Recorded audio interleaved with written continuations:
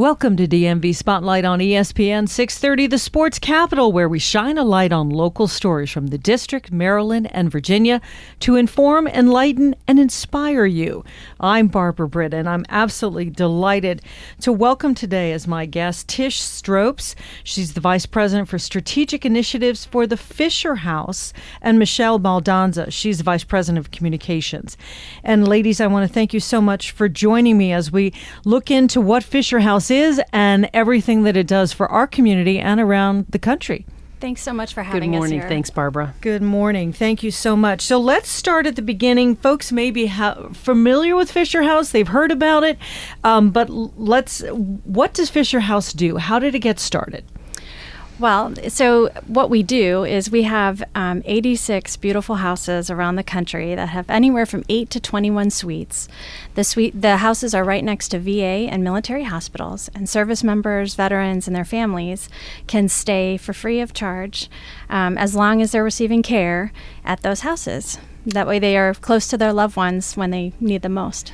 So, and I guess for those of us who are not part of the military, who haven't lived that life, how important is that for the families, for the veterans? They've been overseas, they've been wounded, they're coming home, they're getting treatment, they need their family. Yeah, we really believe that a family's love is the best medicine, that can really drive people to heal faster and more wholly. So I think it's critical, and not only for military members that are injured overseas, but also for veterans. You know, we have a large aging veteran community, and they can receive care, and then also the family members. So you might have a young service member who they have a child who's born prematurely. That child could be seen at a hospital, and those service members may be staying at a Fisher House. So it applies to the whole family. It sure does. Yeah, we take care of the entire family, still on active duty, retired, got out after a few years. Everybody can be cared for at a Fisher House. That is fantastic. And so for those of us, I mean, I looked on your website, which is www.fisherhouse.org. These are beautiful. I don't want somebody to think that they're in a little gray bunker somewhere. These houses are really welcoming and healing. They absolutely are. They are the closest thing that you can find to your home. They are a home away from home when these families need it most. And Zachary Fisher, our founder, believed that if it was good enough for him, that our military and their families should have it as well. And really ensured that they have every possible thing that they might need. We try and remove as many burdens as we possibly can to ensure that family is purely focused on their loved one, getting them better so that they can get on and move back home and get on with their lives as well. There are unique challenges for a veteran coming home, for an active duty member. Help us understand, for those of us who have not walked in those shoes, what is it like for somebody who is coming back and needing the care? What is it like for them? What are the extra challenges that they might face? You know, I think it's interesting. There are families and service members that when they're wounded overseas, especially, it's not that they just come to one place. You know, they may start off being medically evacuated to Germany at the major hospital that's there in Landstuhl. We have a house there. So families can meet their service member while they're receiving that care. And that house has adapted to caring for people who are in that crisis mode. You know, they really are in the middle of, what are we going to do? How does this work? And that house is there to take that burden off of them. And then, perhaps they get moved to a major hospital in the States once they're stabilized, like Walter Reed, Bethesda Military Hospital. And at that house, we actually have 5 houses there that have different qualities to them to help care for the type of injury that people have. We have one house that's dedicated to people with traumatic brain injury, for example. And then they might receive more care at another hospital closer to home. And as they move to those hospitals, in many cases, we also have houses, such as, at Fort Bragg, North Carolina, or out in California, or at, out at Fort Hood, Texas. So all of those kind of places, there is a different level of care that's needed and a different level of comfort that the Fisher House can provide, while giving that, keeping a consistent quality of life for those family members through all that. And Barbara, as those family members and those active duty service members then move on to retire or are medically discharged from the military, we have Fisher houses at VA hospitals as well. So that continued care, they're going to stay within that system, and Fisher House will continue to be there for them as well. Whether it's early in their recovery, whether it's years later, that piece of comfort knowing that my family can be there by my side for the duration of my healing is really a comfort. And a continuity of care. Mm-hmm. And that's right. What happened before there was Fisher House? I can't even imagine what that was like for a family to get that horrible phone call, have to book flights overseas, going, where am I going to stay? How are we going to pay for that? I just can't even imagine. Or back here in the States, it's a huge burden that has been lifted from them. Well, and that's a great point you bring up. Transportation, for example. All of a sudden, I'm in Tennessee. We had a family, a great example, the Allen family.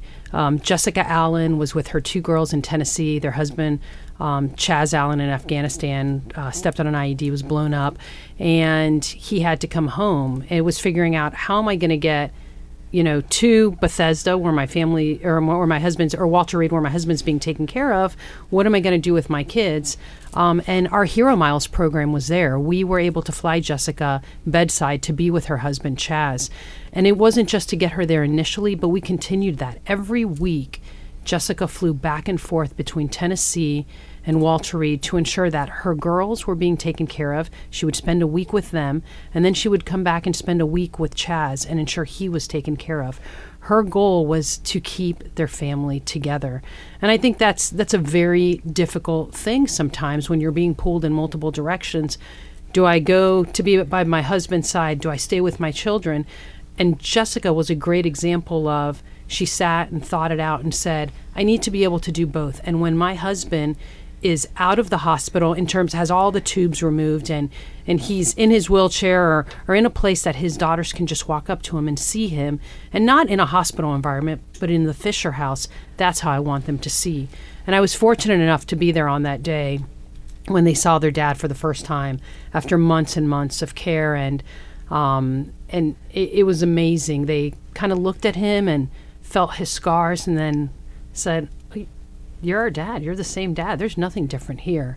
And it was funny. One of the girls laughed and said, except your feet will never smell again. And so, it's a child's thing to right say. Humor and that honesty. And, yes. But kids are amazing and resilient, and are caregivers just as much as those spouses and those mothers and those fathers. And we have a young generation who is growing up now as caregivers.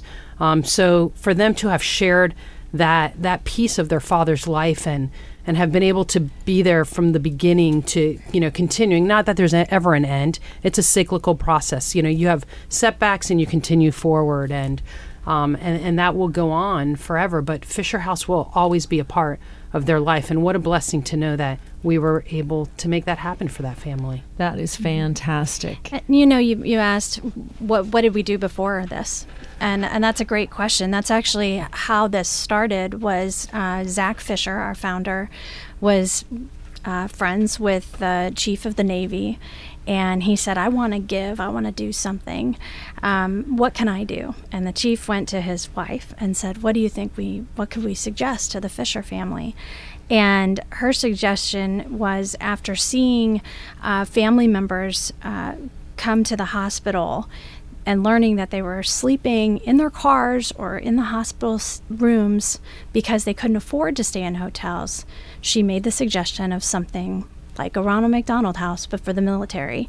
And it started with one house, and then another, and we're up to 86, and we're still growing. We still have houses that'll be opened this year. We have more houses that are planned. We're looking forward to, in the next couple of years, hitting 100. That is amazing. And I was going to ask you, Michelle, how do you decide? How does Fisher House decide? Obviously, certainly near military bases, but I'm sure you'd like to have them in every community, wherever there's a veteran. Yeah, the real growth right now is really with the Veterans Affairs hospitals. So we work with the VA and determine where the need is most, and then we determine whether that area is, we're able to put a house there. Real estate and everything is challenging, but it's basically a conversation between us and the VA. So. And is that a relationship that you have worked on over the years with Veterans Affairs? Absolutely. We in fact, even this morning, I spoke to our representative at the VA. So we work very closely with them. Secretary Wilkie comes out and comes to our house openings when he can. So we have a great relationship with them and the DoD. Great, because that list is very fluid. In terms of if there is an immediate need. The Bronx Fisher House in New York was a great example of that. There was a huge need. They had not been on the list previously, and they now have 2 houses that we just opened this past year. So we are able to go in and when they say, this is a huge need, we need it now, move on that. And that is so amazing. And I know here in our D.C. area we have, I looked it up, there's 3 in Maryland, at least that I know of, 3 in Virginia, and 1 in the district. And I'm sure there may be others that I'm just simply unaware of. But obviously here in D.C., where a lot of this happens, and Walter Reed, as you mentioned, so it's just awesome to know that it's a resource. Do you have a way to communicate this service to our service members, that Fisher House is there for them? Yeah, I think that's always one of our goals. We actually don't really pay for advertising. We talk a lot of word of mouth. We look forward to opportunities like this, and just spreading the word is really important. We go out and talk to members of the community, both the VA and the military community, to let people know that this is for them. But the time that you're in the military is very short when you look at the grand scheme of things, and it's very cyclical. That all of a sudden, all the folks that knew about a program are veterans and they're out. So we just continue to try to spread the word, and that's like I said, what we're doing here today. That's and fantastic. In terms of ensuring that these veterans and service members are getting care, we work closely with those military treatment facilities. Yeah. Social workers, within the hospital, to make sure they are asking patients, do you have family here? Where are they staying? It's hard when you find out that a family is there, but they have nowhere to stay and they didn't know about a Fisher House. So really getting that word out and continuing is really important, because we very much are part of that fabric of those military treatment facilities and are part of that. So we want everybody to be able to utilize those homes. And I want to make sure that we highlight. You have a variety of programs involving the Fisher House, but also you do scholarships for military families, for children, the legacy scholarships. Talk to us a little bit about how that works and what that looks like for families, and how did that become part of Fisher House and what it does? I think we're always looking at ways that we can help families grow. As we've talked about, as service members heal and as their families evolve, we wanted to provide special programs for them that would continue to help them as time goes on. So we have programs like that. We also do a lot with adaptive sports. We do some grants. The Newman's Own grants. We work with Newman's Own and Military Times to do those grants. And those grants go out to different charities that also may not have the deep background that we have been around for 30 years. They're still trying to get their foot on the ground, but they're doing good work. So we give them grants to help keep them pushing along. And you all are great at doing that, because I know that the organizations that look at the fiscal responsibility of charities, 501c3s, have given Fisher House really high marks. Yeah, we were honored this year, really just this week, to find out that for the 16th year in a row, Charity Navigator has given us 4 stars, which is really an honor, and due to the amount that we give directly back to the houses. As money comes in, 93% of what we raise goes directly to our programs. We're really fortunate that we've been recognized for that from a number of different organizations. Well, I'm sure you must be very, very proud of that. Now, tell me about you mentioned this earlier when we were talking, Tish, about the Hero Miles. So tell us about that. How does that work? Folks are listening today going, gosh, this is an amazing opportunity to help service members and their families. What are Hero Miles? It really is, and Hero Miles is a great program. You don't always have to give money. There's a lot of different things you can do. So Hero Miles is based on the concept that you can donate your frequent flyer miles with different airlines to Fisher House, to our Hero Miles program, and then in turn we use those miles to get family to the bedside of our wounded, injured, and ill. And as those service members and veterans have been on this recovery path, we continue to help them as they go on that journey. So it's as simple as donating your miles. And I always say it doesn't take 25,000 miles. Make a donation, whatever that minimum donation is, 500 miles, 1,000 miles that maybe you'll never use. You may not fly again for years, but those miles add up to another person's miles. And that impact and difference, I can tell you, is priceless to a mother who we send to someone's bedside, to her son's bedside, in a case where she never thought she could be there with him. That is incredible. Just logistically, how do people do that? Do they go on the website for their own airline to their air miles, and then what do they do? Absolutely. They can simply log into their frequent flyer accounts, depending on the various airlines, and then donate once they're logged in through their accounts. They can also go to our Fisher House website, www.fisherhouse.org, and go to our programs, and the instructions are spelled out, and it gives them direct links as well to make it easy. That's fantastic. I'm guessing Hotels for Heroes is a similar type program, but how does it work? Exactly. So we found that there was a need. What happens in cases where we don't have hotels, or where really very important, where our Fisher houses are just full. Instead of us having to say no to a family, we are able to support those families by putting them into a hotel, preferably for a short time until a room opens up, and then they move into the Fisher House. So that works through your hotel memberships. Again, your hotel points. You are able to donate those points you've accrued through your stays and donate those to our Hotels for Heroes program, again through Fisher House Foundation. And then we use those points to book these reservations.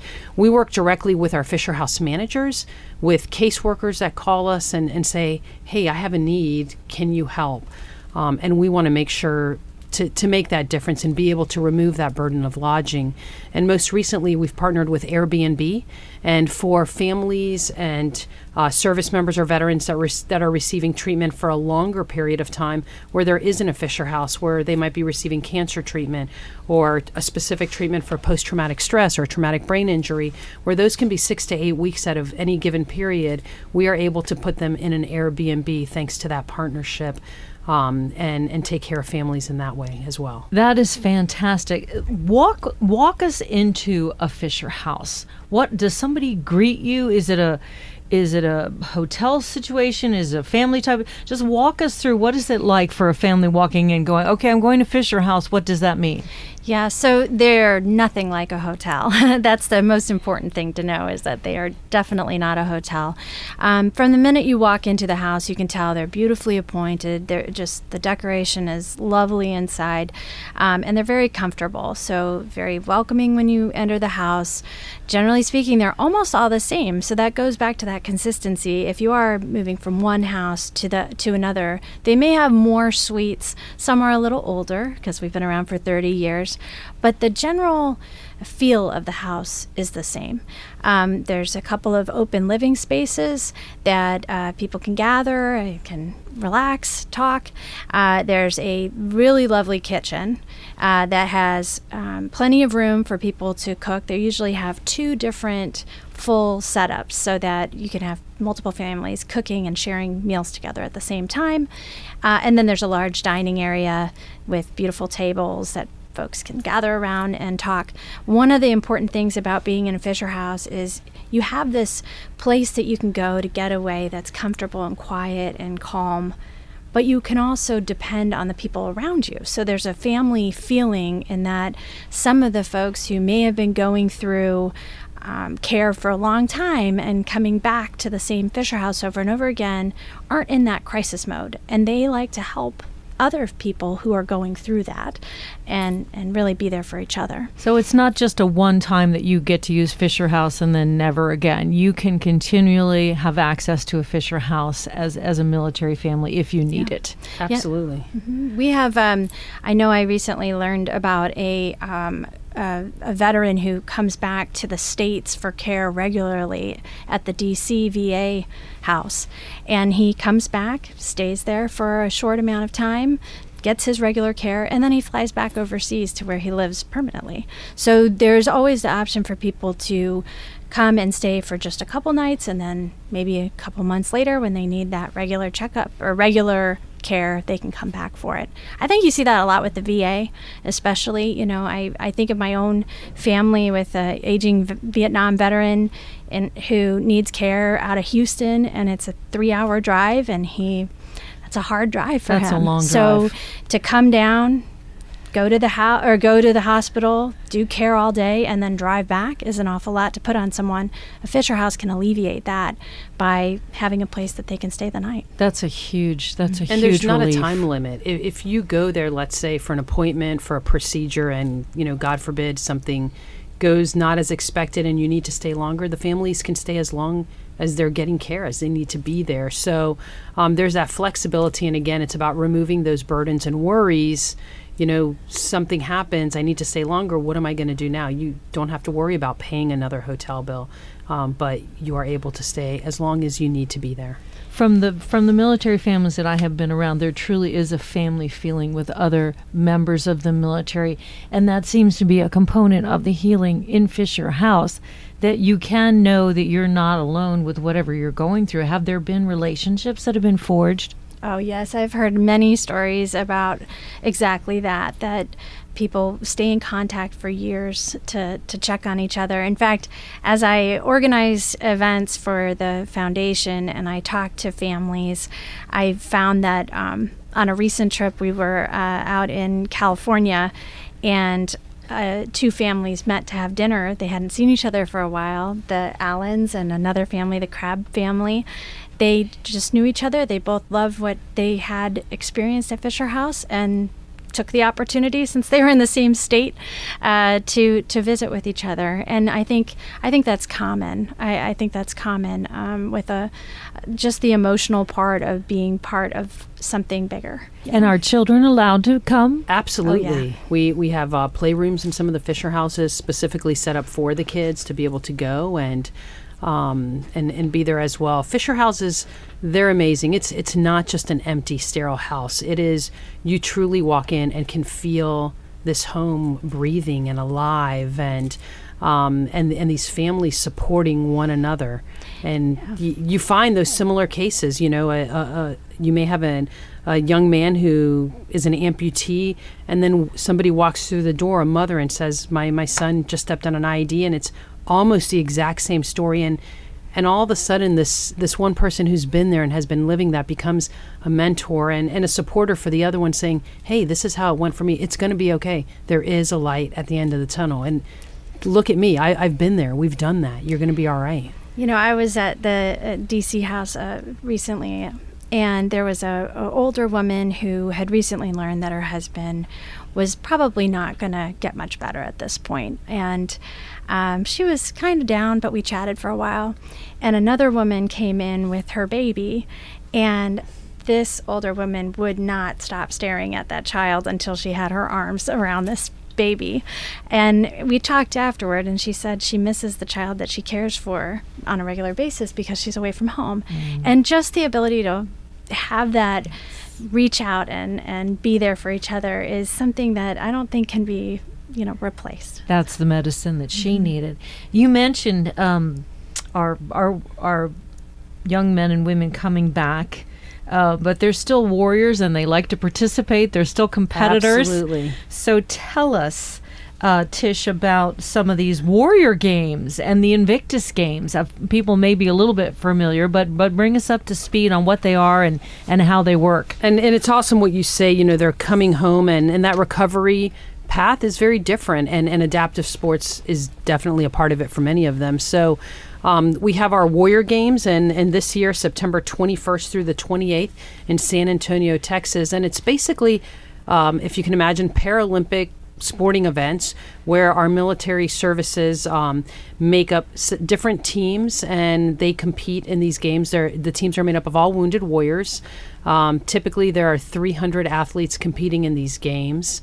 And that started 10 years ago. Fisher House Foundation started the family program where we actually support the families, make sure that families can be there to be part of this experience. You're there at the worst of times with these families, but to ensure that we can be there at the best of times and celebrate with them. So we fly in 2 family members for every athlete, take care of all their lodging and meals and expenses, and create an incredible opportunity for that week.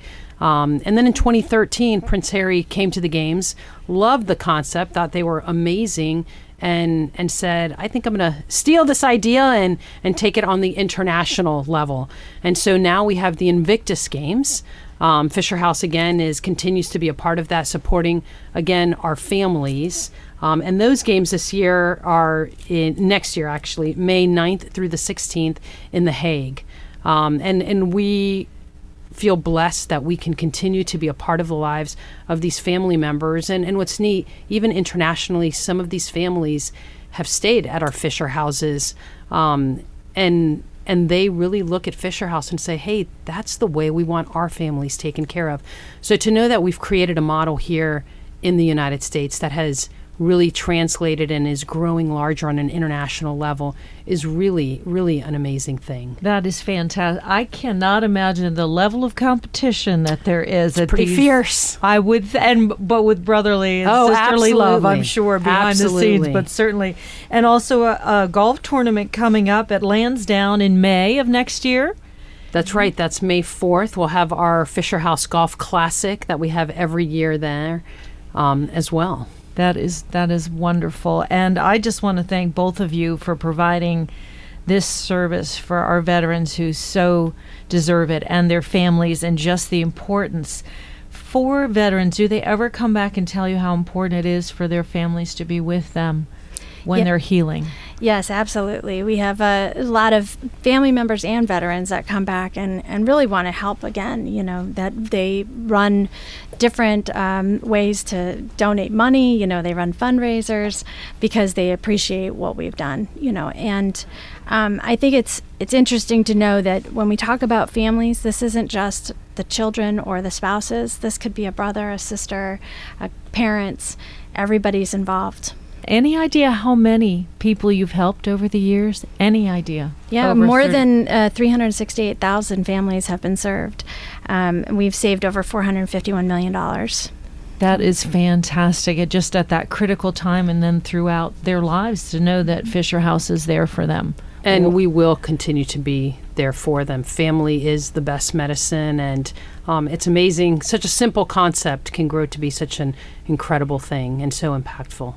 That is amazing, and I want to thank both of you for joining me today on DMV Spotlight. I've been speaking with Michelle Baldanza. She's the Vice President of Communications, and Tish Stropes, the Vice President for Strategic Initiatives for Fisher House. And, of course, it's towards the end of the year. If you're thinking of your end-of-year giving, there's opportunities there on the website. If you would like to donate, I'm sure that would not be turned away, but also the Hero Miles and Hotels for Heroes.